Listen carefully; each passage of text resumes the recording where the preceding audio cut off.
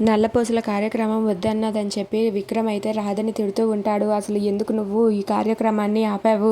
ఈ కార్యక్రమం ఆపాలంటే నీకు ఎంత ధైర్యం ఉండాలి? మరి నాకు ముందే ఎందుకు ఈ కార్యక్రమానికి ఒప్పుకున్నానని చెప్పావు అని చెప్పి విక్రమ్ అంటూ ఉంటాడు. ఆ మాట వినగానే రాధ అయితే నల్లపూసల కార్యక్రమం అంటే మామూలు పని కాదు. ఇది సాంప్రదాయబద్ధంగా జరిగినది. దీని కారణంగా మన ఇద్దరం నిజంగానే ఒక్కటవుతాము. మన ఇద్దరికి ఆ దేవుడు ఆశీర్వాదాలు ఎప్పుడు ఉంటాయి. అందుకే ఈ నల్లపూసల కార్యక్రమం జరగడానికి వీల్లేదు. మనది ఓన్లీ అగ్రిమెంట్ మ్యారేజ్ అంతే.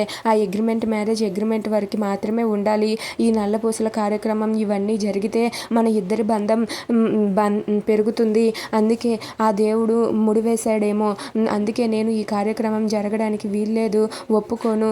ఈ కార్యక్రమంలో నువ్వు నాకు నల్లపూసలు వేసే అవకాశమే రాకూడదు. నువ్వు నాకు ఎప్పుడూ కూడా నల్లపూసలు వేయకూడదు అని చెప్పి అక్కడ ఉన్న రాధ విక్రమ్తో అంటుంది. ఆ మాట వినగానే విక్రమ్ అయితే అలా అయినప్పుడు మరి నువ్వు ఈ కార్యక్రమానికి ఎందుకు ఒప్పుకున్నావు? ఇప్పుడు నువ్వు నల్లపూసలు వేసుకొని తీరాల్సిందే అని చెప్పి విక్రమ్ అంటాడు.